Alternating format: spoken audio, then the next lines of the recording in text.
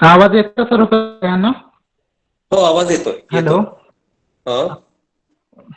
सर्वप्रथम अल्फाबाईटचे संस्थापक तुषार रंजनकर सरांनी जी मला आता ही संधी उपलब्ध करून दिली तुमच्यासोबत बोलण्याची, तर त्याच्यासाठी त्यांचे त्यांना आभार व्यक्त करतो. आणि मी बोलण्यास सुरुवात करतो.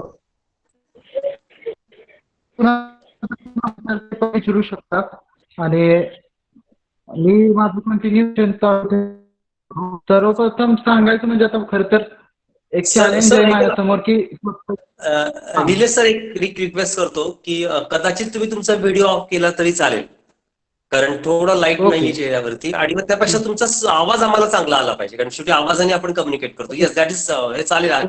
तुमचा आवाज मोबाईल फाडता जवळ पकडा, व्यवस्थित हे करा. आम्हाला voice is important. Okay, so please, आवाज सॉरी येतोय का डिस्टर्ब आता केलं तुम्हाला, पण व्यवस्थित? आता येतो व्यवस्थित. आता तर व्हॉइस आमच्याकडे चांगला येईल हे महत्वाचं आहे. हा, okay okay, yes please. Yes. आवाज येतोय आता? हा, येतोय. येस.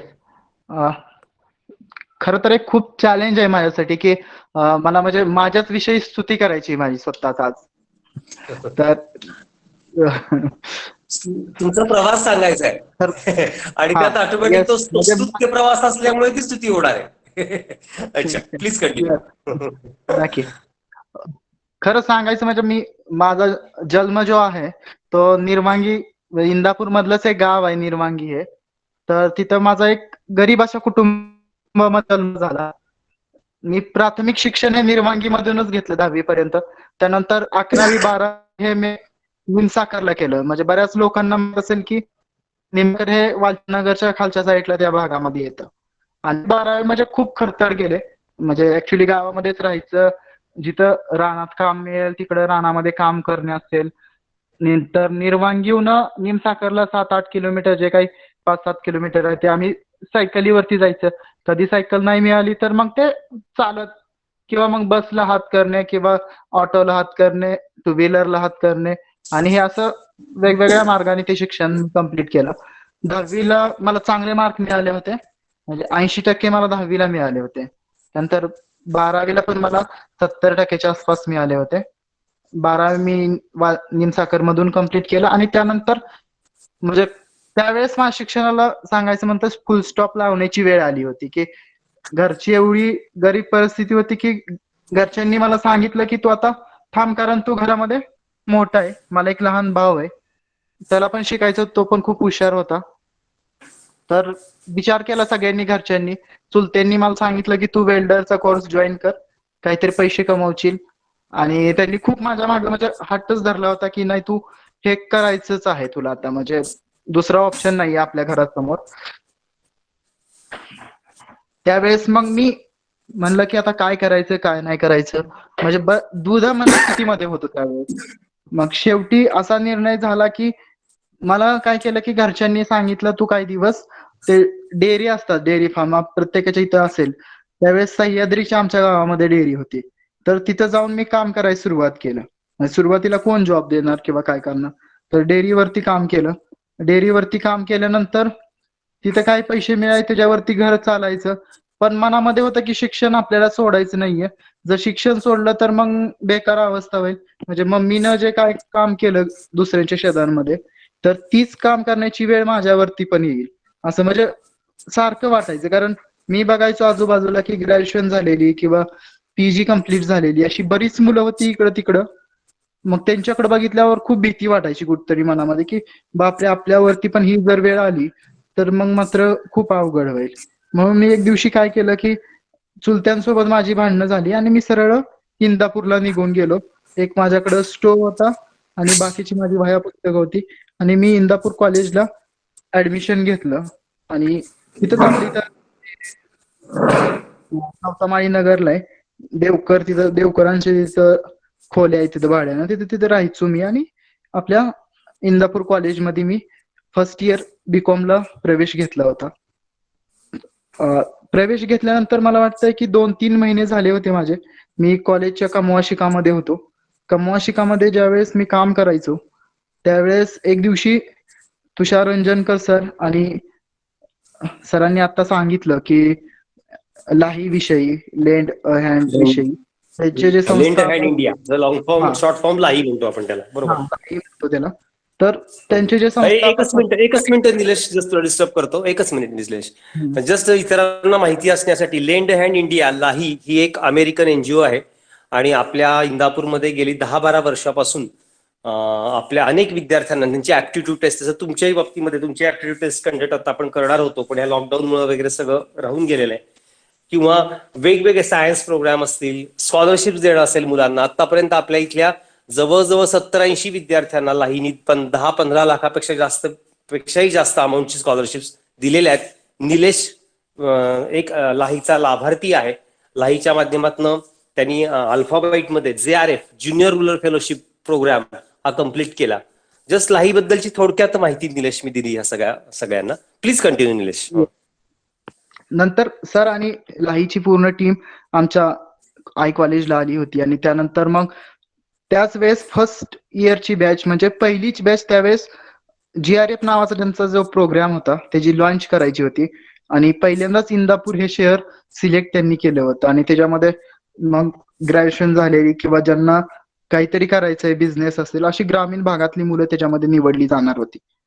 ज्यावेळेस सर आलते आमच्या कॉलेजमध्ये, आय कॉलेजमध्ये, त्यावेळेस मी सरांना ऐकत होतो आणि त्यावेळेस मी एकदम मंत्रमुग्ध होऊन गेलो की सर सांगत होते बऱ्याच गोष्टी अल्फाबाईट विषयी सांगत होते आणि मी एकदम गावातनं आलेलो, माझ्यासाठी हे सगळ्या काही गोष्टी अशा म्हणजे वेगळ्या होत्या. मी ऐकलं आणि सरांना मी त्यानंतर त्याच दिवशी भेटायला गेलो होतो. माहित नाही त्यावेळेस सरांना पण म्हणजे खरं सांगायला हरकत नाहीये, सरांना त्यावेळेस वाटलं होतं की थोडं माझ्या त्यावेळेस ओव्हर कॉन्फिडन्स किंवा बऱ्याच काही गोष्टी होत्या आणि बऱ्याच त्या सरांनी त्यानंतर मी त्यांच्यापाशी 3 वर्ष राहिल्यानंतर त्या सगळ्या ऑलमोस्ट आता तुम्हाला कळत असेल किंवा सर पण सांगतील की त्या गेल्या. त्यानंतर त्यावेळेस सरांसोबत बोललो, त्यानंतर आमच्या लाहीकडून सिलेक्शन प्रोसेस झाली आणि त्याच्यामध्ये माझं JRF ह्या त्यांची 6 महिन्याची जी बॅच होती ते सिलेक्शन झालं. मी सरांना रिक्वेस्ट केली की सर मला अल्फाबाईट मध्ये राहण्याची सोय करा. मग मी रिक्वेस्ट केल्यानंतर सरांनी तिथे माझी सोय केली आणि वेगवेगळ्या कमवा जबाबदाऱ्या शिकामध्ये. सरांनी दिल्या. हे करत असताना सरांनी म्हणजे कमवा शिका काय असते फ्री नक्की. देत नाही मी काही कोणाला. हा निलेशला हा माहिती, फ्री कोणाला द्यायला मला आवडत नाही अजिबात, आणि फ्री कोणाचं घेत पण नाही काही मी, बरोबर आहे ना. Yes yes. Okay okay, please continue.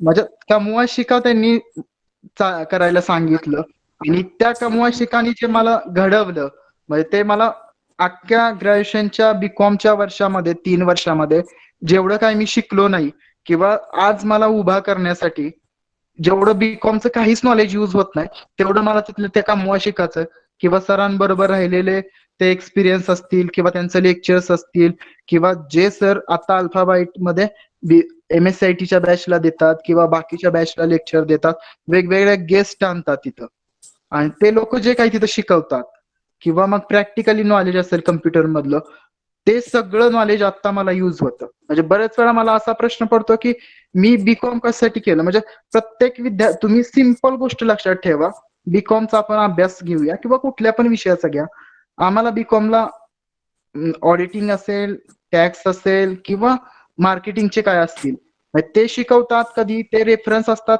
90च्या काळातले, 95च्या, 2002चे, 2005चे, 7चे, जास्तीत जास्त 10 पर्यंतचे जे काही त्या काळामध्ये लेखक झाले, त्या काळामध्ये ज्या काही कंपन्यांना एक्सपिरियन्स आले, अशा बऱ्याच ज्या थेरी असतात त्यांनी मांडले असतात आणि त्यानुसार ते शिकवत असतात. पण आताच्या काळामध्ये ज्यावेळेस तुम्ही एखादा म्हणजे ऑडिट बघितला तर गेल्या वेळेच्या तुम्ही ज्या काही बिझनेसच्या कन्सेप्ट असतील किंवा जे काही त्यांच्या बिझनेसच्या असतील हे, तर ते आताच्या 2022 मध्ये 20चं काहीच युज होत नाहीये. ऑडिटचे सगळे नवीन आलेले असतात, रूल्स नवीन आले असतात, त्यामुळं त्या बऱ्याच गोष्टी ह्या काय झाल्या की म्हणजे युजच होत नाहीत त्यात किंवा बरोबर. अकाउंटचे पण बरेच सोडवायला होतात. हे प्रॉब्लेम सोडव, ते प्रॉब्लेम, आणि ते प्रॉब्लेम तर प्रॅक्टिकल लाईफ मध्ये कुठंच युज झाले नाही तुम्हाला. मग मी 3 वर्ष तिकडे घालवली किंवा मग मी 3 वर्षातले दररोज तिथे 7 तास जाऊन बसायचो स्टेजवर, तेवढं तर मी ज्या पोझिशनला त्यापेक्षा एक तरी पुढं असतो असं बऱ्याच वेळा वाटतं.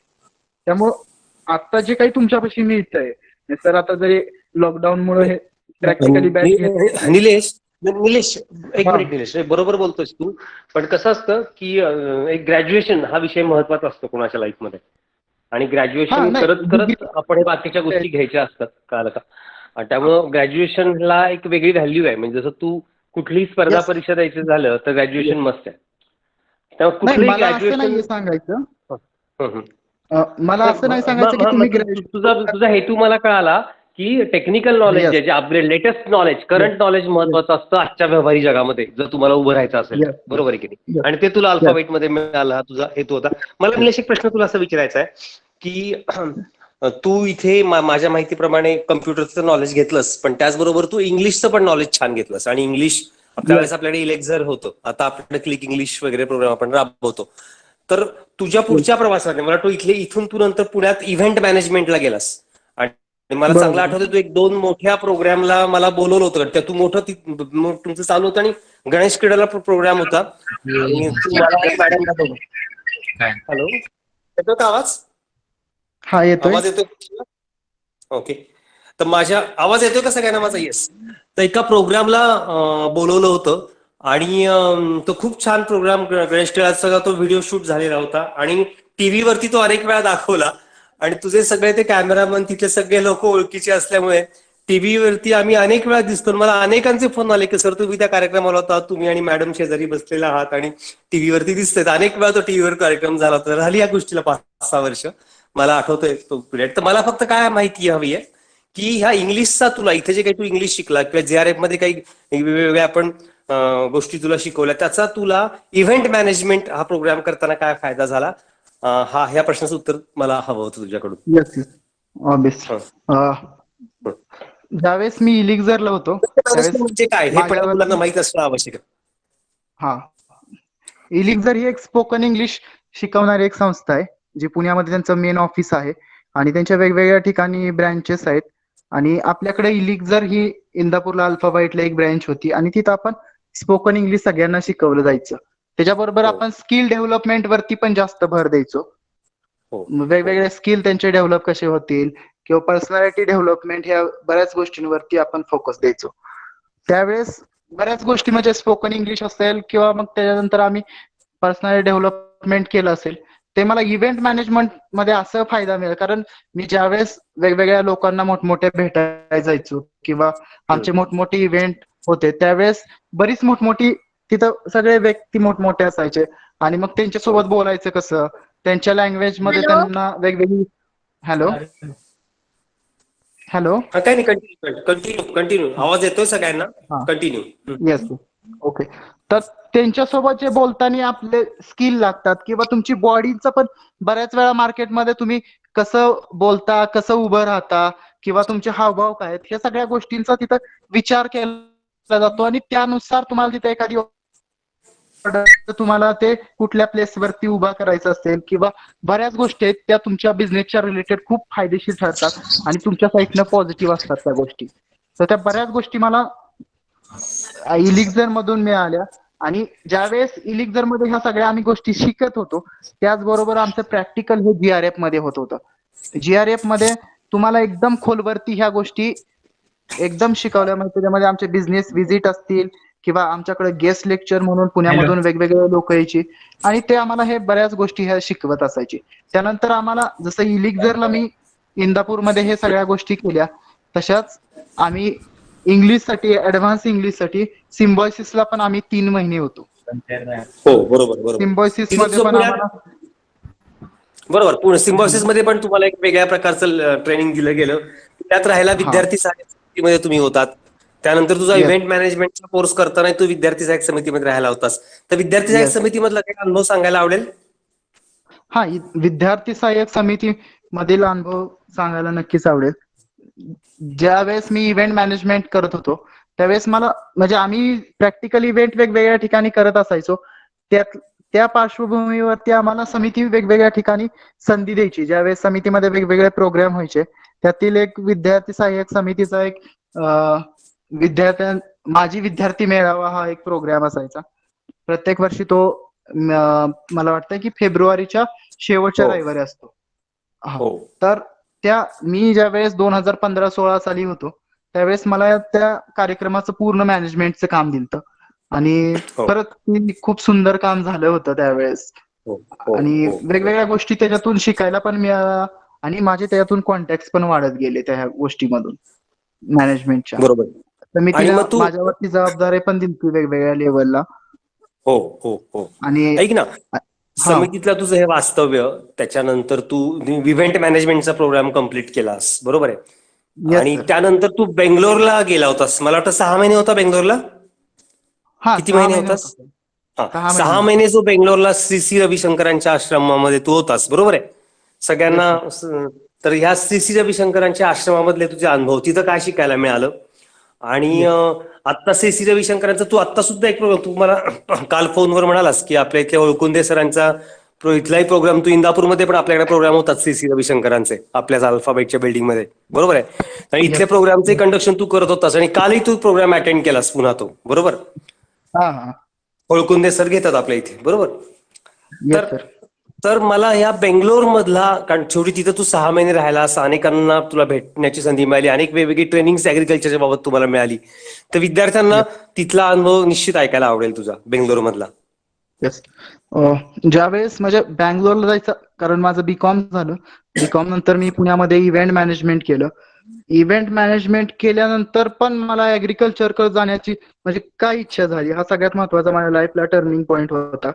कारण इव्हेंट मॅनेजमेंट केल्यानंतर मला प्रत्येक दिवसाला 2-3 हजार रुपये मिळायचे. एक इव्हेंट झाला की हो ठरलेलं असायचे आम्हाला 2-3 हजार रुपये मिळायचे. पण ज्यावेळेस आम्ही इव्हेंट मॅनेजमेंट करत होतो त्यावेळेस बऱ्याच गोष्टी म्हणजे आम्हाला करावं लागायच्या, की तुम्हाला रातोरात जागणं असेल किंवा मग मोठमोठ्या लोकांच्या जशा आपल्याकडे वेगवेगळे कल्चर आहे भारतामध्ये. प्रत्येक राज्याचं वेगवेगळं कल्चर आहे. जसं तुम्ही जर पंजाबचा विषय घेतला तर पंजाब मधल्या लोकांना किंवा राजस्थान लोकांना त्यांच्या लग्नामध्ये दारू ह्या सगळ्या गोष्टी कंपल्सरी असतात. मग जशा कल्चर आमच्या आहे पार्ट्या व्हायच्या प्रत्येक. वेगवेगळ्या किंवा इव्हेंट व्हायचे तर त्याच्यामध्ये ह्या आणि सगळ्या. त्याचा आणि ह्या येस. सगळ्या कल्चरचा तुझ्या हेल्थवर परिणाम होत होता, बरोबर. आणि येस. काही गोष्टी तुला त्या हेल्थवरती पसंत परिणाम आणि नव्हत्या. विचारावरती पण त्या वेगवेगळ्या लेवलला परिणाम बरोबर होत बरोबर होता. कारण मी बरोबर. ज्यावेळेस गरीब परिस्थितीमधून पैसे गेलो मिळत होतो होते ह्यावरती. हे मला हा. सांगायला मुद्दाम आवडेल की केवळ पैशासाठीच गोष्टी नसतात. त्याला पैसे चांगले मिळत होते, अजूनही चांगले मिळाले असते, पण शेवटी एक कल्चर आहे, संस्कृती आहे आपली. आणि मग काही गोष्टी नाही आपल्या मनाला पसंत पडत आणि आपल्या शरीरावर त्याचे चुकीचे परिणाम होत असतात. आणि त्यातून तू बेंगलोरला जाण्याचं ठरवलंस तर, येस. बरोबर ना, याच ह्याच्यातून. त्यावेळेस मग मी ठरवलं की आता हे जर आपण करत बसलो किंवा ह्या जर गोष्टीमध्ये जर गुंतलो मी, तर मग मात्र मला परत ज्या ठिकाणावर मी उठलोय त्या ठिकाणी जाऊन पोहोचावं लागेल. तर मला ते नको होतं. म्हणून त्यावेळेस मी ठरवलं की आपण करूया की जे काम आपल्या देशासाठी पण ते काम उपयोगी असेल आणि त्यातून माझा पण उदरनिर्वाह होईल आणि माझ्या सगळ्या गोष्टी मला अचीव करता येतील. म्हणून मी डिसिजन घेतला की मी ऑर्गॅनिक फार्मिंग मध्ये काम करणार. मग करणार तर कुठं करणार किंवा कुठं जायचं ते शिकायसाठी. तर मग मी त्यावेळेस मला नुकतेच म्हणजे असं केलं समजलं की श्री श्री रविशंकर हे ऑर्गॅनिक फार्मिंगची पहिली बॅच लॉन्च करतायत बँगलोर मधून. म्हणजे खूप नशीबवान आहे की जीआरएफ ची पण पहिल्या बॅचचा मी स्टुडंट आहे आणि हो ऑर्गॅनिक फार्मिंगचा फार्मिंगचा पहिला मी स्टुडंट होतो. आणि फर्स्ट सांगायला खूप आहे की त्या जेवढी त्यामध्ये पूर्ण भारतभरातून विद्यार्थी होते, करीब मला वाटतं 40 ते 50 होते. वेगवेगळे सगळे एज्युकेटेड पर्सन होते. म्हणजे काही वकील होते, काही बीएससी ऍग्री केलेली लोक होती सगळी. त्या पूर्ण बॅच मध्ये मी फर्स्ट आलो होतो. म्हणजे 40 लोकांची ते बॅच होती 6 हो महिन्याची. आम्हाला खूप गुड, त्याच्यामधून अभिनंदन. प्रॅक्टिकल गोष्टी शिकवल्या गेल्या आणि त्या सगळ्या बॅच मधून मी फर्स्ट आलो. सगळ्यात महत्वाचं म्हणजे म्हणजे फर्स्ट आलो किंवा तिथं बऱ्याच ऍग्रिकल्चरच्या गोष्टी शिकायला मिळाल्या. त्या गोष्टींपेक्षा पण महत्वाचं पॉईंट म्हणजे की मला तिथं सगळ्यात जास्त शिकायला मिळालं गुरुजींसोबत. ते म्हणजे की मला स्वतःच्या मनावरती कंट्रोल करायला तिथं शिकायला मिळालं. म्हणजे गुड. साधना असेल, वेगळ्या लेवलला केलेली असेल, आम्हाला योगासन साधना आणि ह्या गोष्टी ज्यावेळेस आम्हाला ते प्रॅक्टिकली करायला लावायचे त्यावेळेस मनामध्ये वेगवेगळे तरंग निर्माण व्हायचे. म्हणजे बरोबर बरोबर. बऱ्याच वेळा काय व्हायचं की ह्याच्या आधी की आपण फास्ट डिसिजन घेतलं जायचं की कुणी काय म्हणलं की काय त्याला कळतं, आपल्यालाच लय कळतं. ह्यातला बऱ्याच म्हणजे प्रत्येक मुलामध्ये ह्या गोष्टी असतात, स्वाभाविक आहे हो ते. मग हो त्या लगेच नाही मग मीच किंवा असं बऱ्याच वेळा प्रश्न यायचे. पण त्यानंतर मग ती विचार करण्याची पद्धत आमची थोडी हळूहळू बदलत गेली माझी. मग एखादा जरी विचार आला तरी त्याला ते आपण थोडं मंथन करायचं आणि त्यातून जे काही योग्य निर्णय असेल ते, म्हणजे संयम वाढला थोड्यात माझा. आणि गुड. त्यानंतर मग तिथं राहिल्यामुळं सेवाभाव, समाजाविषयी ह्या सगळ्या गोष्टी हळूहळू वाढत गेल्या. आणि त्यानंतर मग मी बँगलोरचं ते माझं ऑर्गॅनिक फार्मिंगचं शिक्षण झाल्यानंतर मी पुण्यामध्ये परत आलो. आणि पुण्यामध्ये मी परत जॉब न स्वीकारता, मला बँगलोरमध्ये जॉब मिळत होता तो मी न स्वीकारता मी पुण्यामध्ये स्वतःचा बिझनेस स्टार्ट केला. म्हणजे इव्हन हो त्यावेळेस समितीने मला काम पण हो दिलं मला होतं आठवतं. सरांनी, की पहिली मला ऑर्डर मी तुला दिली होती हा कंपोस्ट खताची, आठवत असेल येस आमच्या हा समितीमधली. कंपोस्ट आणि काही आपले हा कार्यकर्त्यांच्या मदतीने तू टेरेस गार्डनिंग अनेकांचं केलं होतंस. येस मुक्ता येस मॅडमनी येस मदत केली होती. अनेकांनी तुला तुझा बिझनेस येस डेव्हलप करण्यासाठी मदत केली होती, बरोबर? आणि हा छान समितीचे मते सर असतील हो, किंवा आपले हे सगळ्या गोष्टी मग मी ते सर तिथं आहेत करत बरोबर. गेलो काम ते. हो आणि हो तिथून मग अशीच मला म्हणजे अचिव्हमेंट नाही म्हणता येणार, की मला एक हो. ऑफर मिळाली की झारखंडमध्ये राजभवनामध्ये ऑर्गॅनिक फार्मिंग साठी एक जॉब आहे तिथं. आणि मी हं. तिथं अप्लाय केलं होतं, पण मला फर्स्ट टाइम त्यांनी नाही म्हणून सांगितलं आणि नंतर मला त्यांनी सांगितलं की तुमचं सिलेक्शन झालेलं आहे आणि तुम्ही जॉईन करायचंय. इथला ज्यावेळेस मग इंटरव्ह्यू मी कसा घेतला मला गेला होता? आठवतं हा झारखंडचा कधी तुझं, केव्हा तू झारखंडला गेला आठवते? कुठल्या वर्षी? मी 23 फेब्रुवारी 2017ला झारखंडला आलो. अच्छा. आणि माझा हा ऑनलाईन इंटरव्ह्यू इंटरव्ह्यू प्रोसेस झाला कशी होता. झाली होती, काही सांगू शकशील थोडं थोडक्यात मुलांना? हा की तुझा सांगतो ना. कसं सब ऍक्च्युली फॉर्म. हा ऑनलाईन आय एस ऑफिसर आहेत माननीय सतपती सर, हे आय एस ऑफिसर आहेत. त्यांनी इंटरव्ह्यू घेतला होता.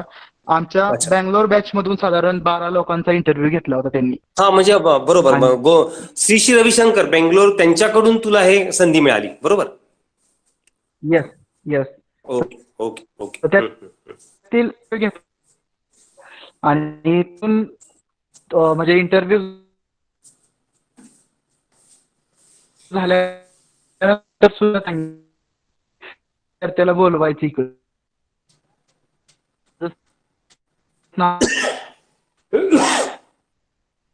निलेश, आवाज कट होतोय तुझा. थोडा आवाज असं जरा चेकअप करशील?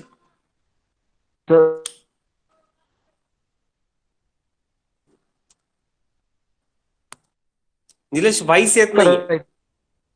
आवाज जर चेकअप करशील जरा प्लीज. हा आवाज येतोय का पूर्ण? हा मधनं मधनं कट होतोय, हॅलो जरा थोडं चेक कर. कारण आवाज आता तू जे काही बोलला आता ते लक्षात नाही आलं मागच्या 2-3 मिनिटांमधलं. हॅलो हा आता येतोय आवाज. जरा थोडं रिपीट करशील आवाज येतोय मागं का काय आता? बोललास ते? हा आता येतोय, जरा बोलशील हा हा मागं आवाज काय येतोय का? बोललास? हा आता येतोय. येस हा येस. हा हा येस ओके फाईन. ज्यावेळेस मग माझा इंटरव्ह्यू झाला, माननीय I S officer SK Satpathy sir होते. त्यांनी तो इंटरव्ह्यू कंडक्ट केलता. आणि साधारण श्री श्री रविशंकर यांच्या आश्रमामधून जे इन्स्टिट्यूट आहे त्यांचं, त्याच्यामधून साधारण आम्ही 12 विद्यार्थी होतो की त्या विद्यार्थ्यांचा इंटरव्ह्यू घेतला होता. आणि त्याच्यामधून त्या 12 मधून माझं सिलेक्शन फक्त झालं, गुड. बाकीच्यांचं झालं नाही. कॉंग्रॅच्युलेशन्स. आणि गुड गुड. 23 मार्च 2017 साली मी महाराष्ट्रामधून झारखंडला आलो. टोटली गुड म्हणजे गुड. राजभवनाविषयी जर सांगायचं झालं, जिथं मी आता काम हो करतो, हो तर हो हो. आत्ता जे राजभवन आहे ते टोटली 52 ते 54 अशा 54 एकड मध्ये आहे ते. तर एकर्स मध्ये? त्या अच्छा. हा 54 एकड एकर मध्ये एकर बसलेला आहे. बरं बरं. हा नाही, तर मला ते मला मला एक निलेश ऐकायला आवडेल की हम्म तू श्री श्री रविशंकरांच्या बेंगलोरमध्ये, म्हणजे बेसिकली तुझं टेक्निकल एज्युकेशन कम्प्युटरचं झालं इथे, MSIT तू केलंस, येस इतरही कोर्सेस केले, JRF चा कोर्स केलास, इंग्लिश येस स्पीकिंग शिकलास, त्यानंतर तू 2 वर्ष त्यामध्ये काम केलंस कमवाशिकामध्ये इथे फॅकल्टी येस म्हणून काम केलंस, बरोबर आहे? आणि हा येस सगळा सर अनुभव घेत मग नंतर इव्हेंट मॅनेजमेंट तुला करायचं ठरवलं. मग इव्हेंट मॅनेजमेंट मधले काही गोष्टी तुला आवडल्या नाहीत आणि मग तू बेंगलोरला आपल्याला संधी मिळाली. मला वाटतं मुक्ता वर्तक मॅडमच्या माध्यमातून ही संधी आपल्याला मिळाली होती, बरोबर आहे? हा येस बेंगलोरची. बरोबर आहे हा येस. आणि मग बेंगलोरमध्ये तुझ्यामध्ये बरंच ट्रान्सफॉर्मेशन गुरुजींच्या सानिध्यामध्ये झालं, जे तू आता सांगितलंस. आणि मग नंतर तुला पुण्यात तू बिझनेस करायचं ठरवलं, टेरेस गार्डनिंग, सगळ्या गोष्टी जे काही तू बेंगलोरमध्ये शिकला होता ते. आणि मग त्यानंतर तुला बेंगलोरच्याच श्री श्री रविशंकरांच्या माध्यमातून तुला ही झारखंडला राजभवनामध्ये संधी मिळाली. आणि तू आता सांगितलं 23 फेब्रुवारी 2017 मी गेली तर जवळजवळ 2 वर्षापेक्षा जास्त कालावधी तू तिथे आहेस, बरोबर. आणि हा तुझ्याकडनं अनेक चौथं वर्ष वेळा चालू आम्हाला, आहे. हॅलो, हा चौथं वर्ष वर्ष चालू चालू आहे. आहे. हो खरंच हा की, चौथं वर्ष, right, you R 4th year. 16-17 पासून तिथं आहेस, आता 2020 मध्ये आपण आहोत. आणि या 4 वर्षामध्ये तू अनेक छान एक्सपिरियन्स आमच्याशी शेअर केले, फोटो शेअर केले. म्हणजे पंतप्रधान नरेंद्र मोदींशी हस्तांदोलन करताना त्यांच्याशी तुझं कम्युनिकेशन झालं, आणि अनेक दिग्गजांशी. कारण राजभवन म्हटले की सगळे टॉप लेवलचे ब्युरोक्रॅट्स, IAS ऑफिसर्स वगैरे असतात टॉप लेवलचे. शिवाय जे नेते मंडळी पण तिथे येतात. तर हे जे सगळे तुझे तिथले अनुभव आहेत, तिथे तू विशेष म्हणजे औषधी वनस्पतींवर चांगलं काम केलंस, आणि हे सगळं करत करत तू बिझनेस पण डेव्हलप केलास तिथे, बरोबर आहे. तर सर्वात येस. पहिलं आम्हाला सगळ्यांना तू ह्या ज्या काही अनेक दिग्गज मंडळींना भेटला त्यांचे अनुभव सांग. तिथल्या राजभवनामधलं तुझं जे काही गार्डन या औषधी वनस्पतीवरचं काम आहे ते सांग. ओके. आणि नंतर तुझ्या आपण बिझनेसकडे येऊयात. Okay, please. चालेल चालेल. ज्यावेळेस मग मी म्हणजे गेल्या 4 वर्षापासून इथे काम करत असताना म्हणजे बऱ्याच गोष्टींवरती मी इथं भर दिला होता. ज्यावेळेस इकडे आल्यानंतर बघितलं की हे पूर्णपणे 54 एकर आहे, म्हणजे 54 एकराच्या आसपास हे पूर्ण राजभवन आहे. आणि सगळ्यात सांगायचं म्हणलं तर हे भारतातलं सगळ्यात मोठं राजभवन आहे. अच्छा, आणि गुड. अच्छा. हा, सगळ्यात मोठं राजभवन आहे आणि खूप सुंदर असं राजभवन आहे. रांचीचा माहोल पण खूप चांगला आहे की दिवसभर ऊन असतं आणि संध्याकाळी पाऊस पडतो, असं दररोज होतं इकडं. अच्छा, हो का, काय हा, म्हणालास? दिवसभर ऊन दिवसभर. असतं आणि संध्याकाळी पाऊस पडतो 4-5 वाजता. अच्छा, इथून किती किलोमीटर आहे साधारण अंतर, माहिती? 1700. 1700 किलोमीटर, 2000 किलोमीटर वर आहे. अच्छा, बर बर हा, बर. 2000 अच्छा, किलोमीटर. म्हणजे वेगवेगळ्या सॉरी, प्रकारचे नाही एन्व्हायरमेंट नाही, आहे तिथे. अच्छा, 2900 किलोमीटर आहे सर. 2900. अच्छा, बर. तेच हा, मला वाटतं एकूण 2900 किंवा 3000 किलोमीटरवर आहेस तू आता इथनं. हा, बर बर तीन बर. हजार किलोमीटरच्या आसपास आहे ते. अच्छा आणि अच्छा. कधी कधी कधी धोनीला भेटण्याकडे, आम्ही रांची म्हटलं की आम्हाला धोनीच आठवतो. धोनीला येस. भेटण्याची कधी संधी मिळाली का? हा, दोन्ही सरांना भेटण्याची भरपूर वेळा संधी मिळाली. म्हणजे वा. गेल्या 2 महिन्यापूर्वीच ते आले होते अच्छा. राजभवनामध्ये. त्यावेळेस बर बर. सगळ्यांसोबत फोटो काढले. म्हणजे मला वाटतंय की साधारण 10 ते 12 एकराचं इथं रांचीच्या जवळच एक फार्म हाऊस आहे. आणि सगळ्यात खास गोष्ट म्हणजे त्या फार्म हाऊसची हा. पूर्ण मॅनेज माझा मित्र पूर्ण. आणि तू करतोस? बेसिकली ते, नाही, माझा मित्र करतो ते. मी तुझा आधी-मधी मित्र करतो. जातो अच्छा, ज्यावेळेस बर मला, हा, अ, बर बर मित्र बर. करतो. आणि ते स्वतः महत्वाचं म्हणजे ते पण करतात. बर बर बर बर. खूप छान, खूप हा, छान. आणि आम्ही बेसिकली तुझा राजभवनामध्ये पण टोटली आवाज, ऑर्गॅनिक निलेश, फार्मिंग करतो. निलेश, हा, तुझा आवाज तरी अजून मधनं कट होतोय, त्यामुळे ऐकायला थोडंसं जर थोडं चेक कर व्हॉइस, तुला कसा मोबाईल हे करता येईल. आणि तू जे काही ओके. आता राजभवनामध्ये राहतोयस, आणि त्यामुळे तुला येस सर. अनेक हा सर. दिग्गजांना भेटायला मिळालं, जसं MS धोनी आहे, तो तिथलाच असल्यामुळे. तर कोणकोणत्या दिग्गजांना भेटायला तुला मिळालं, आणि थोडक्यात काय शिकायला मिळालं त्यांच्याकडनं, हे निश्चित त्या मुलांना जाणून घ्यायला आवडेल. येस. सांगायला आवडेल की मी म्हणजे गेल्याच वर्षी आमच्याकडं भारताचे पंतप्रधान माननीय मोदी सर आले नरेंद्र होते. मोदी. आणि हम्म, हम्म, हा, नरेंद्रजी मोदी सर आले होते. त्यावेळेस त्यांच्याबरोबर म्हणजे आम्हाला बऱ्याच वेळ त्यांच्याबरोबर म्हणजे 2-3 दिवस ते आमच्याकडे होते. आणि अच्छा. बरेच त्यांचे झारखंड दौऱ्यावरती आले असताना राजभवनामध्येच ते 2-3 दिवस राहिले. आणि इव्हन त्यांनी पूर्ण राजभवन पण फिरून बघितलं इथं. आणि वेगवेगळ्या आमच्या राजभवनामध्ये वेगवेगळी डिपार्टमेंट आहेत, म्हणजे किचन गार्डन असतील, औषधी विभाग असेल, किंवा फ्रूट्स वेगळं सेक्शन आहे आमचं, किंवा आमचं म्हणजे फुलांचं पण वेगळं सेक्शन आहे की गुलाबांची फुलं असतील, असे वेगवेगळे विभाग आहेत आमच्याकडं. आणि ते सगळे त्यांनी बघितलं. आणि माझे काम त्यांनी खूप म्हणजे ज्यावेळेस काम बघितलं त्यांनी, त्यावेळेस त्यांनी हम्म, एक कौतुकाची अशी थाप पाठीवरती टाकली. आणि ते हिंदीमध्ये असेच बोलून गेले की बहुत अच्छा है ये सब. तो ते हम्म. एक माझ्यासाठी खूप चांगलं होतं. आणि हो, तेच मी मी फोटो फोटो नंतर बघितले, त्या फोटो शेअर केले होतेस केले आमच्याशी. होते मी. हो हो. Yes. त्यानंतर खूप छान, खूप छान. लोकसभेच्या स्पीकर ज्या आहेत हम्म. माननीय सुमित्रा महाजन सुमित्राताई ताई ज्या महाजन, आल्या त्या होत्या आता आमच्याकडे. त्या होत्या हा स्पीकर, बरोबर, सुमित्राताई महाजन त्या हा आल्या होत्या. अच्छा, त्या हा इंदोरच्या आहेत, त्या पण बरोबर. आपल्याकडं त्या पण आपल्याकडं साधारण मला वाटतं 2-3 दिवस होत्या इथं. आणि अच्छा. ताईंचं वय झालं असल्यामुळं ऍक्च्युली इथं मला जबाबदारी दिली होती की हा महाराष्ट्रातला आहे तर ताईंबरोबर हाच राहील जास्त वेळ. कारण त्यांना काय बरोबर हवं बरोबर असेल, बरोबर. त्यांना काय हम्म. हवं असेल किंवा काय नसेल तर दोन्ही दिवस सकाळचं त्यांना पूर्ण तुला तुला फक्त राजभवन जस्ट एक फिरवणं. आठवण करून देतो. सुमित्राताई हा महाजन आपल्या ज्या सुप्रियाताई केळवकर आहेत ना, हा हा समितीतल्या कार्यकर्त्या, बरोबर, हा हा त्यांच्या क्लोज रिलेटिव्ह आहेत त्या. आणि त्या पुण्यात आल्या ओके असताना बऱ्याच वेळ त्यांच्याशी बोलण्याची संधी मिळाली होती. तर त्या सुप्रियाताई केळवकरांच्या क्लोज रिलेटिव्ह आहेत. तुला माहिती आहे, महाराष्ट्रीयन आहेत बेसिकली. पण ठीक आहे, हा ओके हा ओके. हम्म. Okay thank you sir. तर हा. त्यांच्यासोबत मला म्हणजे 2-3 दिवस घालवायला मिळाले आणि खूप म्हणजे हम्म. सांगण्याची एक गोष्ट आहे त्यांची की त्यांचं हम्म. एवढं वय झालं असून सुद्धा ते एवढे ऍक्टिव्ह असतात किंवा त्यांनी हो. बऱ्याच गोष्टी माझ्यासोबत शेअर केल्या किंवा माझ्या पण हम्म. बऱ्याच गोष्टी ऐकल्या. म्हणजे थोडक्यात एकच हम्म. सांगायला आवडेल की हम्म. त्या म्हणजे सगळ्या गोष्टींचा विचार करतात. आणि त्यांनी एक मला वाक्य त्यांनी सांगितलं ते अजून सुद्धा मला आवडतंय की हम्म. जे समोरच्याचं ऐकून घ्यायचं. म्हणजे आता तुम्ही बघितलं असेल की लोकसभेमध्ये प्रत्येक जण किती ओरडत असतात. म्हणजे बऱ्याच वेळा सांगतात की बापरे मुलांसारखे कालवा करतात हे सगळे नेते. तर त्या हम्म. सांगत होत्या की सगळ्यांचं ऐकून घेऊन आपल्याला योग्य डिसिजन द्यावं लागतं. ती गोष्ट बरोबर त्यांच्याकडून मला बरोबर. खूप चांगली शिकायला मिळाली. आणि त्या राईट सांगत राईट. होत्या प्रत्येकाचे एक्सपिरियन्स आपले शेअर हो करत हो होत्या. त्या हो सगळ्या हो. गोष्टी अशी बरेच अच्छा. लोक आलती इथं, हम्म. बरेच आणि मान्यवर आणि आले आणि होते. आणि त्यांना तू मी बऱ्याच तू तू लोकांना माहिती आहे, अनेक ब्युरोक्रॅट चांगले आले असतील, प्रश्नच नाही. कारण राजभवनामध्ये तिथे तुझं हा एक्झॅक्ट औषधी वनस्पतीबाबत जे काम आहे त्याबद्दल मुलांना ऐकायला आवडेल.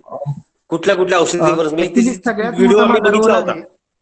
हा हा, बोल हा प्लीज. सगळ्यात मोठा माझा जो रोल आहे इथं तो म्हणजे मी जसा एक्सपर्ट आहे तो म्हणजे ऑर्गॅनिक फार्मिंग आणि गार्डन डिझायनिंग अँड डेव्हलपिंग. अच्छा. हो. तर हे बर सगळ्यात बर. महत्वाचं माझं काम आहे की जिथं आम्ही हो वेगवेगळ्या हो लेवलला इथं काम करतो की हो. त्याच्यामध्ये आम्ही सॉइल मॅनेजमेंट असेल, वॉटर मॅनेजमेंट असेल किंवा वेस्ट मॅनेजमेंट असेल, ह्या सगळ्या गोष्टीवरती आम्ही बेसिकली भर देतो.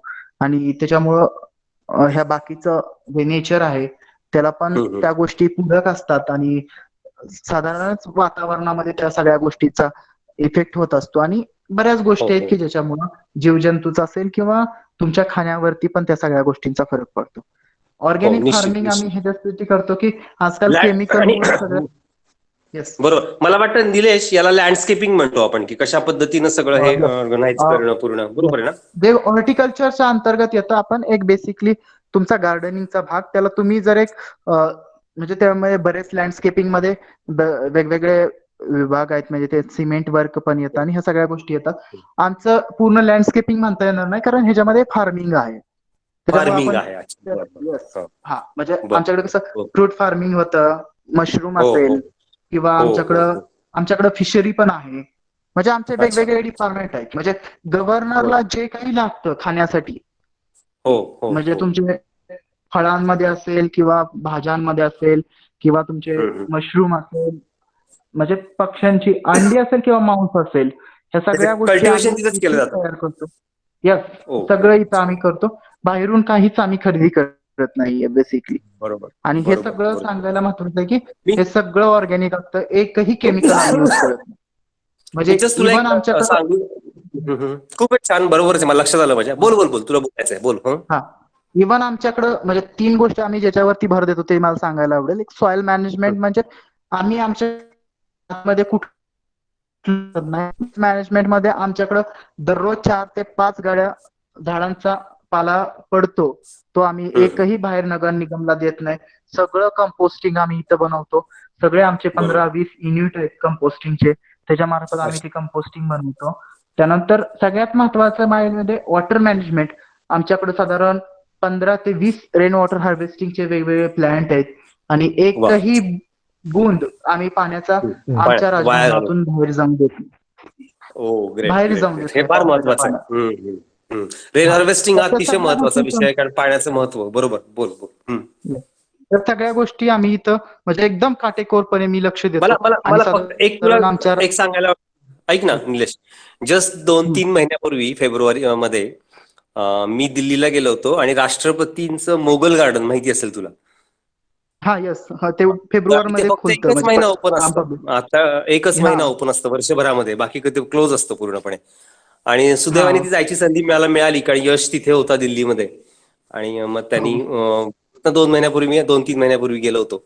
आणि पण आपले अमेरिकेचे राष्ट्राध्यक्ष ट्रम्प आले होते त्याच वेळेस तिथे सुदैवाने. म्हणजे माझी बापरे प्रत्यक्ष बाप. भेट नाही, पण त्यांना पाहता आलं. आणि त्याच्या अगोदर 2 दिवस आपले उद्धव ठाकरे आणि त्यांचे सुपुत्र दोघंही आपले मुख्यमंत्री महोदय ते पण तिथे होते. त्यामुळे ओके. सुदैवाने पण मला सांगण्याचा होतो तो नाही त्या होतो हा होता की तिथलं जे मोगल गार्डन आम्ही बघितलं ते अतिशय उत्कृष्ट आहे. फुलांचं जे ज्या लेवलला जवळजवळ मला वाटतं 200-300 एकरातलं ते गार्डन आहे आणि खूप येस. सुंदर डेव्हलप केलेलं आहे. म्हणजे ठीक आहे ठीक आहे. तर मला त्या लक्षात येऊ. गार्डन विषयी जर सांगायचं म्हणलं ना, तर त्या हा गार्डन हा मध्ये हा हा. तुम्ही पण सर पाहिलं असेल, मला वाटतंय की हो तिथं म्हणजे 300, 400 वर्षापूर्वीची झाडं आहेत तिथं. हो हो, म्हणजे येस येस येस, हो खरंच आहे, सांगितलं बरोबर बरोबर. खूप इतक्या हा प्रजाती आहेत गुलाब वेगवेगळं, म्हणजे येस. अप्रतिमच आहे, त्यात प्रश्नच नाही. म्हणजे त्या आणि ते गार्डनची वर्षातनं व्हरायटी एकदाच म्हणजे बघताय. तिथं गुलाबाच्या 100 पेक्षा जास्त व्हरायटी आहेत सर. हो अगदी बरोबर अगदी हा बरोबर. हो हो. हा. आणि खूप आहे सुंदर तिथं अनुभव म्हणजे आला 1-2 तुम्हाला. कॉन्टॅक्ट जस्ट तू मध्ये आता आहेत. सांगत होता नाही, तू गार्डनचं सांगत होता, मला जस्ट एक फ्रेश एक्सपिरियन्स होता तो माझा, म्हणून मला शेअर करावा असं वाटला. नाही मस्त, ओके खूप ओके चांगलं प्लीज. आहे. हो हो खूप सर प्लीज सुंदर. Please continue. हा. तर ह्या सगळ्या तू गोष्टी आता आमच्याकडे साधारण तर तर राजभवनामध्ये. तू तू हम्म. तू काय काय गोष्टी मॅनेज करतोस, किंवा तू काय काय गोष्टी वर्कआउट करतोस तिथे हा, राजभवनामध्ये, ह्या सगळ्या गोष्टींमध्ये हे सगळे माझे तुझी प्रोजेक्ट एक्सपर्टायझी आहेत म्हणजे म्हणजे. Organic farming. Yes. हा, ऑर्गॅनिक फार्मिंग आणि बाकीच्या पण गोष्टी जसं की मशरूम इट असेल किंवा फिश फार्मिंग असेल किंवा पोल्ट्री फार्मिंग असेल, ह्या सगळ्या गोष्टी हे ह्या राजभवनामध्ये हे सगळं ज्यावेळेस मी 2000 सांगण्याचा उद्देश की 2017 साली मी जॉईन केलं, त्यावेळेस हो आम्हाला हो. इथं 5 बोरवेल घ्यावे लागले पाण्याचे. अच्छा. बर बर. हा, आजची कंडिशन अशी आहे की इथं आम्हाला म्हणजे आमचे 5 बोरवेल आता म्हणजे एकदम चांगल्या कंडिशन मध्ये आहेत. आणि आमच्याकडे खूप मोठा तलाव आहे. प्रत्येक वर्षी अच्छा. वर्षी तो तलाव खाली जायचा पाण्याच्या लेवलनी. पण ह्या वेळेस हम्म. 1 फूट सुद्धा खाली गेलेला नाही तो तलाव. अच्छा म्हणजे अच्छा. एवढं पाण्याचा लेवल इथं वाढलेली आहे आमच्याकडं. बरोबर बरोबर बरोबर, हा. कारण त्याचा वापर आणि हार्वेस्टिंग तुम्ही चांगलं केलं, रिन हार्वेस्टिंग चांगलं केलं त्यामुळे. येस. आणि हे ठीक. सगळं मी काम करून घेतो. माझ्याकडे साधारण 100 स्टाफ आहे खाली, जो हा काम हो करतो ग्रेट. सगळं. हा, बर आणि बर. ते पण ह्यांच्याकडून हे मग सगळं काम तुला करून भाषेचा घेतो. प्रॉब्लेम येत नाही का, कारण तू मराठी आणि तिथली भाषा कुठली आहे, हा सगळा स्टाफ त्यांची भाषा नाही, कुठली आहे, हिंदी इथं का? सगळ्यात महत्वाचं झारखंड विषयी सांगायचं झालं तर हा हा झारखंड ह्या हा. राज्यामध्ये 14 भाषा बोलल्या जातात वेगवेगळ्या. काय बोलतो, एका राज्यात 14 भाषा? हा, एका राज्यामध्ये 14 भाषा. कारण ह्यांचं कसं मग आहे की झारखंड विषयी जर इतिहास सांगायचा म्हणलं थोडक्यात, तर हम्म. झारखंडमध्ये वेगवेगळी असं आपल्याकडे कसं टोली म्हणतात ना, किंवा हा आपल्याकडं हा. ऊस तोड्याचे कसे असतात वेगवेगळे, ह्या रानात गेलं तर तिकडे वीस तोळ्यांची वेगळी टोळी असते किंवा इकडं. बरोबर तसं बरोबर. ही आदिवासी लोक टोळीनं राहायची जंगलामध्ये. बर बर. वेगवेगळ्या टोळीनं राहायची जंगलामध्ये. मग त्या ज्या ठिकाणी जी जी टोळी होती, मग तिथे त्यांच्या हम्म. वेगवेगळ्या म्हणजे जसं की उराव झालं, महतो झालं किंवा हम्म. कच्छप झालं, अशा वेगवेगळ्या तिथं जाती आहेत. मग त्या जातीनुसार त्या अच्छा. टोळ्या झालेल्या होत्या. त्यांच्या आणि भाषा त्या टोळ्यानुसार आहेत. त्या त्या त्या त्या जातीची म्हणा किंवा त्या त्या सरनेमची असतील किंवा त्यांची ती एक भाषा त्यांनी डेव्हलप तयार केली आहे. की चला मी उराव आहे तर माझी उरावी भाषा असेल, किंवा मग ते पण मग कच्छप मग आहेत मग तर तुला या त्यांचे. सगळ्याशी कम्युनिकेट करताना त्रास येस. कसं काय करतो, हा, कम्युनिकेट मध्ये एवढी 100 लोक तुझ्याकडे जी ऍक्च्युली असतील ती म्हणजे वेगवेगळ्या पहिल्या भाषा वेळेस बोलणारी असतील. हा, हं. येस. हं. मग तू पहिल्या कसं वर्षी मला ह्या कम्युनिकेट सगळ्या करतो? गोष्टींचं म्हणजे खूप जमत नव्हतं. आणि म्हणजे आय एस ऑफिसर सुद्धा मला म्हणले की तू कसं जमणार आहे माहित नाही मला, बघ तू ट्राय हं. करून.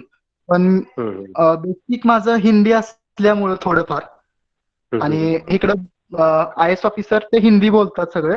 आणि अच्छा. एकतर अर्धी लोक जे आहेत झारखंडमध्ये ते हं. सगळे बिहारचे असल्यामुळं ते हं. भोजपुरी हं. बोलतात सगळे. अच्छा अच्छा. हा, आणि हिंदी आणि भोजपुरी थोडंफार सिमिलर आहे, बरं, त्यामुळे ते मग मला तू कुठली समजत भाषा जायचं शिकलास की नाही थोडीफार, किंवा तुला कुठली भाषा येते का तिथली थोडीफार त्या 4 वर्षात? ऍक्च्युली मला समजते भाषा पण मी बोलू शकत नाही ती. बोलू शकत नाही, म्हणजे पण समजतं ते काय म्हणतात त्या इतक्या हा, वर्षाच्या आता येस. त्यांच्या communication. हा, ते म्हणजे अच्छा अच्छा. 14 पण भाषा जी लोक बोलतात ना, तर माझ्याकडे जे हं. येणारा स्टाफ असतो पूर्ण, तर हा हं. प्रत्येक हं. गावातून येणारा स्टाफ असतो इकडच्या जवळच्या. हं. बर बर आणि बर. मग ते लोक त्यावेळेस आपापल्या भाषेमध्ये बोलतात, त्यावेळेस ती मला समजते भाषा, पण मी बोलू शकत नाही. आणि बेसिकली इथं लोक म्हणजे सगळे लोक हिंदी जास्त वापरतात, मिक्स हिंदी असते हिंदी, त्यांची. हा ते चांगलं आहे. त्यामुळे तुझी हिंदी आपल्याला सगळ्यांना जमते बऱ्यापैकी, हा, हिंदी समजते पण जमते जमते. बऱ्यापैकी. हिंदी सिनेमे आपल्याला बघायला आवडतात, त्यामुळे हिंदी तशी आपल्याला अंडरस्टँड चांगली होते. मला चांगला मला तो दिवस आठवतोय अजून पण. मला वाटतं की काय सगळे IAS ऑफिसर 2-3 बसले होते, आमच्या ऍग्रिकल्चरची अशी मीट चालू होती आणि त्यांनी मला लिहायला सांगितलं होतं की असं म्हणजे प्रत्येक जण लिहित होतं, ऍप्लिकेशन काहीतरी लिहायचं होतं असं एक, आणि मी लिहून हं, दिलं सरांपाशी. तर त्यांनी ते हं, हिंदी वाचलं. तर मला हं, म्हणजे IAS ऑफिसर आहेत ते, ज्यांनी मला हं, आणलं होतं, माननीय हं, सतपती सर. तर ते मला हं. म्हणले, निलेश, मी माझ्या आयुष्याच्या आजच्या 50 वर्षा काळामध्ये मी अजून सुद्धा हिंदी व्यवस्थित लिहू शकत नाही. ते उडीसाचे आहेत. अच्छा, तेवढीच आहे त्याच्या. बर बर हा, बर. ते उडीसाचे आहेत. तर ते हं. म्हणले तुला चांगलं जमतंय. अच्छा अच्छा, गुड गुड गुड गुड, चांगलं अप्रिसिएशन तुझं झालं. मला मला निलेश एक प्रश्न विचारायचा आहे की यस. तू राजभवनात काम करतोस आणि मला माहिती की मी तुला ओळखतो गेले अनेक वर्ष, आणि इथं पण मी प्रचंड हार्डवर्कर आहेस. तुझी क्वालिटी जर सांगितली तर हार्डवर्किंग हे तुझं मी अनेक वेळा बघितलेलं आहे. आणि कुठली येस. एखादी टास्क दिली की तू पूर्ण झोकून देऊन ती कंप्लीट करणार. मी अनेक टास्क तुझ्या समोर टाकल्या होत्या आणि अगदी ठरवून त्या प्रॉपर टास्क तू हिट केल्या होत्यास.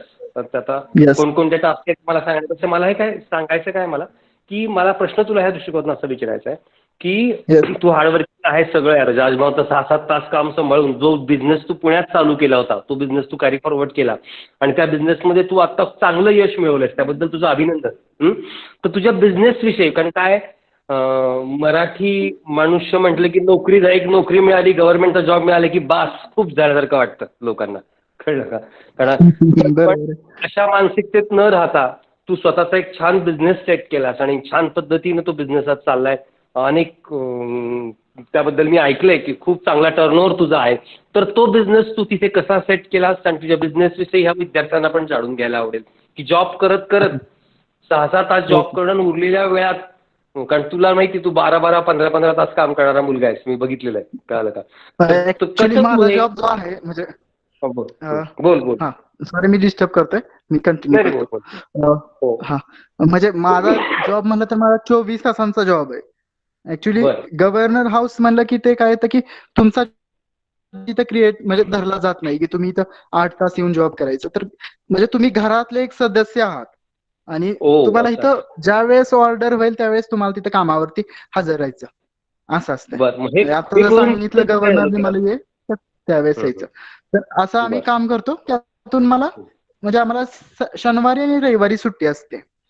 बर, तर 2 दिवस. ज्यावेळेस मी बँगलोरमध्ये शिकत होतो त्यावेळेस माझे मित्र जे आता इंदापूरमध्ये पण आहेत, सागर हं, कांबळे हं. म्हणून आहेत, आणि हो. सागर कांबळे सर आहेत ते, आणि दुसरे म्हणजे हं. आपले ऋषी चौधरी म्हणून आहेत, ते झारखंडचेच आहेत. तर अच्छा. ती लोक मला इकडे आल्यानंतर भेटली आणि ती हं, लोक हं. त्यावेळेस म्हणजे काहीच करत नव्हती. एक दिवशी असंच हं. बसले होते, त्यावेळेस ते मला सांगितलं की आम्ही जॉब शोधतोय, तर आम्हाला कुठे हं, जर हं. जॉब असेल तर मला सांग म्हणले. तर मी हं. त्यांना ऑफर दिली की आपण बिझनेस सुरू करूया म्हणलं. गार्डनिंग हं, हं. क्षेत्रामध्ये गेले आता 1-2 वर्षापासून मी इथंच आहे. आणि त्यावेळेस हं. माझं लग्न झालं नव्हतं. त्यावेळेस म्हणलं हो, की मी टाइम पण देऊ शकतो आणि मी हो. त्या क्षेत्रात एवढं गेल्या काही दिवसापासून काम करतोय आणि राजभवनात असल्यामुळे ओळखी पण आहेत, तर आपण करायला हरकत नाहीये म्हणून. हं, आणि हं, हं. सगळ्यात महत्वाचा माझा उद्देश होता त्यावेळेस की मी हं, हं. इथल्या जे शेतकरी आहेत तिथं किंवा इथं जी खूप म्हणजे ऍक्च्युली इथं जॉब मिळणं किंवा बेरोजगारी जास्त आहे, तर ह्या लोकांना जॉब अच्छा, कसे उपलब्ध होतील हे माझे खूप अच्छा. म्हणजे मनात असं बऱ्याच वेळा व्हायचं, आपण कुणाला तरी जॉब उपलब्ध करून द्यावा किंवा हो. आपल्यातर्फे त्यांना जॉब मिळावा, असं बऱ्याच वेळा वाटायचं. म्हणून मला वाटतं की 2.5 वर्षापूर्वी हा निर्णय घेतला की आपण काम अच्छा. सुरू करायचं. आणि हं, हं. 2.5 वर्षापूर्वी मी एक काम सुरू केलं. त्याच्यामध्ये बेसिकली सुरुवातीला आम्ही वेगवेगळ्या लोकांची गार्डन तयार करून द्यायचो आणि त्यानंतर हो. आम्ही मग मेंटेनन्सची कामं घ्यायला सुरुवात केली की हं, वेगवेगळे हं. हॉस्पिटल असतील किंवा मग बँकवेट हॉल असतील किंवा हं. वेगवेगळे गार्डन्स असतील, जसे की महानगरपालिकेचे वेगवेगळे गार्डन असतात, असे गार्डन असतील. तर हं. त्या लोकांची आपण गार्डनची कामं घ्यायला सुरुवात केली. सुरुवातीला खूप चांगली झाली, एकत्र काम करत होतो. पण नंतर त्या कामातून ज्यावेळेस एकत्र काम करत होतो, पार्टनरशिप हं, होती हं. त्यावेळेस, मग हं. काही कारणास्तव आमची ती पार्टनरशिप म्हणजे काही मला वाटतं 1 वर्षानंतर ती थांबली गेली. आणि त्यानंतर बर. मग मी स्वतःच्याच नावाने कंपनी नंदीगिरी इन्स्टिट्यूशन सुरुवात केली. आणि नंदीगिरी इन्स्टिट्यूट 2 वर्ष कंप्लीट झाली नंदीगिरी सोल्युशनला. आणि नंदग्रीन आज सोल्युशन्स. सांगायला, अच्छा. बर. हम्म. हा, नंदीगिरी सोल्युशन सध्या 15 ते 20 लोक करतात परमनंट जॉब देऊन. आपण त्यांना 10 ते 15 सॅलरी देतो. आणि अच्छा. आपल्याकडं साधारण मला वाटतं की गेल्या वर्षीचा टर्नओव्हर बघितलं आपल्या कंपनीचं तर साधारण 50 लाखाच्या वरती आपल्या गेल्या वर्षी टर्नओव्हर झालेला आहे. आपले व्हेरी क्लायंट गुड. पण आता ह्या वर्षी खूप कॉंग्रॅच्युलेशन्स. हो चांगले आहेत. हो म्हणजे हो उषा मार्टिन ऐकलं असेल ना, जी कंपनी हो पाईप तयार करतो, हो आपले क्लायंट आहेत. तर आपले हो केंद्र शासनाचंच एक संस्था, तर ती आपली क्लायंट आहे, ज्यांना आपण गेल्या वर्षी साधारण ते 15 एकरावरती आपण झारखंडमध्ये स्ट्रॉबेरी फार्मिंग केलं. एवढ्या मोठ्या हो. लेवलला झारखंडमध्ये स्ट्रॉबेरी फार्मिंग टेस्टिंगच्या स्वरूपामध्ये करणारी KGVK एक पहिलीच संस्था होती जी झारखंडमध्ये काम करणारी. आणि त्यांना जे अच्छा. काही प्लांट मटेरियल असेल किंवा मग त्याच्यासाठी मॅनेजमेंट असेल किंवा हो. त्यासाठी जे काही त्यांना हेल्प लागणार होती त्याच्यासाठी, तर त्या गोष्टी अच्छा. आपली नंदीगिरी खूप वेळ लागला आम्हाला. म्हणजे सत्कार पण झाला आमचा त्या विषयावरती. अच्छा. त्याच गोष्टी आम्ही त्याच्याविषयी केल्या. असे बरेच खूप. सांगण्यासारखे हो. खूप चांगला.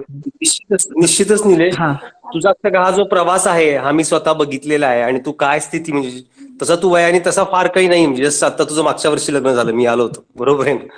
तर तसं तू वयाचा आता वयाच्या मनाने ज्या परिस्थितीमधनं तू पुढे आलास आणि जिद्दीनं अनेक गोष्टी तू करायचा प्रयत्न केलास. आणि आज राजभवनामध्ये जॉब करत करत तिथल्या लोकांना रोजगार मिळवून द्यावा म्हणून तू कंपनी तिथे पण चालू केली. आणि आज तुझं 50-60 लाखाचा टर्नओव्हर मागच्या वर्षी झालेला आहे. खूप चांगल्या प्रकारची अचिव्हमेंट आहे एका खेडेगावातील. अतिशय मला माहिती की ज्या कुटुंबातून तू आलेला आहेस, म्हणजे हे कधी हे खूप मोठं स्वप्नवत आहे की जस्ट 5-7 वर्षापूर्वी तू इथे होतास. मला चांगलं आठवतंय. आणि त्या परिस्थितीतून तू आता ज्या परिस्थितीत गेलेला आहेस आणि या सगळ्याला तुझी जिद्द, मनापासून एक्सप्लोर होणं, नाही न म्हणणं, तुला कुठलीही गोष्ट तुझ्या समोर टाकली की तू नाही म्हणत नव्हतंस, yes I will do it, हे जे काही तुझे गुण आहेत या गुणांमुळे तू आज छान प्रवास केलास. आणि येस सर. आम्ही सर्व म्हणजे माझ्या वतीनं सर्व विद्यार्थ्यांच्या वतीनं तुला तुझ्या पुढच्या आयुष्यासाठी खूप खूप शुभेच्छा. कळालं का? आपली वेळ संपत आलेली आहे. तरी काही विद्यार्थ्यांना जर प्रश्न विचारायचे असतील तर आपण नेहमी शेवटची 5-10 मिनिटं प्रश्न उत्तरांसाठी ठेवतो. तर तुम्हाला प्रश्न विचारायचे असेल ते स्क्रीनवर टाईप करावेत किंवा स्पीकर ऑन करून विचारायला हरकत नाही. का?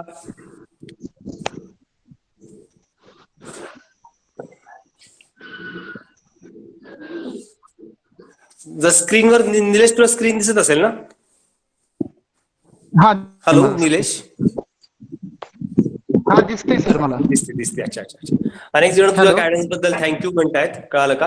तुला आता शेवटचा म्हणजे ते खूप छान पद्धतीने तू माहिती सांगितलीस, मुलांना ती आवडलेली आणि तुझा प्रवास निश्चित प्रेरणादायी आहे सगळ्या विद्यार्थ्यांसाठी की एका ग्रामीण भागातील विद्यार्थी आणि आज इतक्या छान पद्धतीनं आणि इतक्या फास्ट पद्धतीने तू ग्रोथ केलेली आहेस. तर तुला शेवटी काही मुलांना गायडन्स करायला आवडेल का? अगदी शेवटच्या 2-3 मिनिटांमध्ये येस प्लीज. Yes yes. नाही सर. मुलांसाठी म्हणजे आताच्या स्थितीत किंवा आता ज्या ठिकाणी मुलं आहेत किंवा जे आता काय करतात मुलं त्या ठिकाणी, म्हणजे सगळ्यात महत्वाचं पॉईंट म्हणजे जे काही तुम्ही आता शिकताय मुलांसाठी आहे माझं. जे काही आता मुलं शिकतायत त्याच्यावरती मग वेगवेगळी लेक्चर असतील सरांचे किंवा कम्प्युटरचे स्किल असेल, म्हणजे हे सांगण्यामागचा मला एकच उद्देश आहे की आज मी ज्यावेळेस वेबसाईट मी गेल्या महिन्यामध्ये तयार केली, त्यावेळेस मला म्हणजे मला त्या गोष्टीची बिलकुल म्हणजे असं वाटलं की काय करायचं जमेल का नाही, पण सुरुवात हो केली आणि जसं सरांनी जे काही तुझ्या शिकवलं होतं मला तुझ्या कम्प्युटरमध्ये. तुझ्या तुझ्या हॅलो. बिझनेस तुझी जी वेबसाईट तू कंपनीची तयार केली त्याचं नाव टाईप करायला हरकत नाही, मुलं बघतील ना. तू तयार केलीस ना स्वतः? Yes sir. Yes yes yes yes मी टाईप टाकतो ते. करायला हरकत नाही, मुलं स्वतः व्हिजिट करतील तुझ्या त्या वेबसाईटला. तू स्वतः हे नॉलेज घेतल्यामुळे तू येस ते बनवू शकलास, हेच तुला म्हणायचंय. Good good. येस. मी टाकतो ते खाली नाव हो हो बोलल्यानंतर. चालेल चालेल. हो हो हा. हो. तर हे जे काही मला कम्प्युटरचं त्यावेळेस म्हणजे नॉलेज मिळालं, त्यानंतर मी वेबसाईट असेल किंवा मी फेसबुक पेजवरती आता बरीच म्हणजे साधारण मला वाटतंय की मार्केटिंग. 400+ लोक त्याला पण जॉईन आहेत. किंवा अच्छा. फेसबुकला आता मला 4,000 प्लस आहेत जॉईन, किंवा गुड. त्या सगळ्या म्हणजे जे काही तिथं शिकवलं गेलं कम्प्युटरवरती, किंवा आता सध्या सगळ्यात मला जास्त युज होत असेल जॉबमध्ये किंवा बिझनेसमध्ये, ते एक्सेल असेल, पॉवर पॉइंट असेल किंवा वर्ड असेल.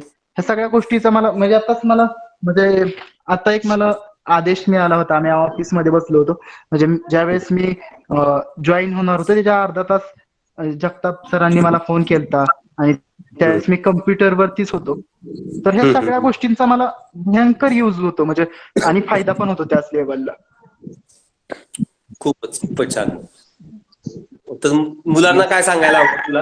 आता आपण संपवतोय, वेळ आपली संपली, पण शेवटच्या 1-2 वाक्यात मुलांना काय सांगायला आवडेल? शेवटच्या 2 वाक्यामध्ये मुलांना हा संदेश असेल माझा, कुठलंही काम जर तुमच्या समोर आलं तर तुम्ही त्याला ना म्हणू नका. सगळ्यात महत्वाचं पॉईंट, करून तर बघा तुम्ही.